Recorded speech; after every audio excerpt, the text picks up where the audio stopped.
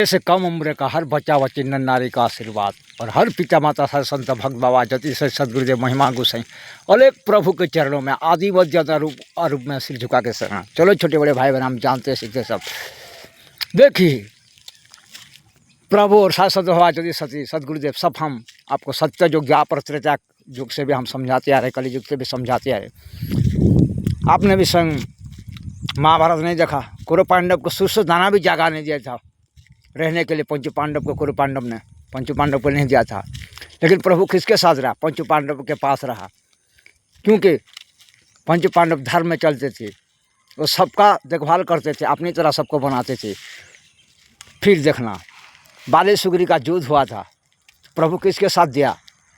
सुग्रीव के साथ दिया, बाली का साथ दिया नहीं, क्योंकि प्रभु धन जन यौवन का भूखा नहीं है। तुम्हारे पास जितना भी जन भी होगा ना, तो प्रभु तुम्हारे साथ देने वाला नहीं है। जितना भी बड़ा बड़ा बिल्डिंग गाड़ी मोटर सोना रुपया हीरा मोती को होगा, खाने का चीज़ भी पड़ा होगा, उसका भगवान भूखा नहीं जो तुम्हारे साथ में जाएंगे। या तुम बहुत सुंदर जवान भी होगा तो भी प्रभु तुम्हारे साथ नहीं जाएंगे, क्योंकि भगवान धन जन यौवन का भूखा नहीं, वो भाव प्रेम का भूखा है। सत्य युग द्वापर त्रेता युग में तुमको समझा के आया है, कलि युग में भी समझा रहे हैं प्रभु। देखो सुदामा के पास क्या था? प्रभु उसके साथ रहा। विदुर के पास क्या था? इसके साथ रहा। फिर देखो अहल्या माता पत्थरों के पड़ा, इसके साथ क्या था जो उसके फिर परमेश्वरी बनाया। इसलिए भाइयों बहन सुधर जाओ, धन जन यौवन का भूखा मत बनो। इसलिए तो भगवान ने हमको बताया है, बस पीने के लिए पानी, खाने के लिए खाद्य, पहनने के लिए वस्त्र, रहने के लिए घर और चलने के लिए कर्म।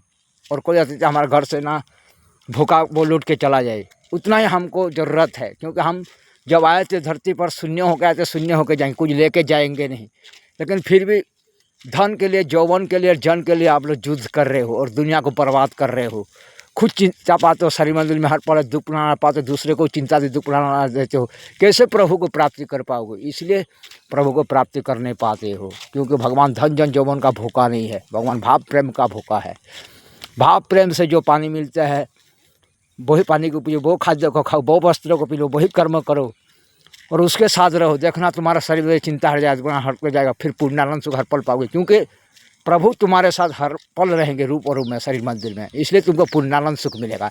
जैसे पंचु पांडव के पास था ऐसे तुम्हारे पास भी रहेंगे, सुदामा के पास जैसे था ऐसे रहेंगे, जैसे ध्रुव प्रहलाद के पास रहा ऐसे तुम्हारे पास रहेंगे। हर पल पूर्णानंद मिलेगा।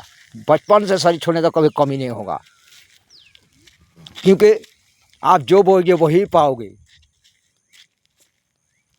हमको सत्य द्वापर त्रेता युग से भी प्रभु ने सिखाया, कलि युग में भी सिखाया है, क्योंकि ओरिजिनल शक्ति, ज्ञान और सौंदर्य और विद्या वही होता है। प्रभु का जय जयकार करना, गुणगान करना, प्रशंसा करना, नाम पान करना, मर्यादा में रह के चलना और खुद बनना बड़ी बात नहीं है, सबको बनाना अपनी चारी तरफ का और सबको संतुष्टि में रखना, प्रभु समझ के प्रेम करना, ये प्रभु चाहते हैं। ये अगर तुमने कर दिया तो समझ लो अजर अमर वर्ष से भी बड़ा वरदान पा गया तुम।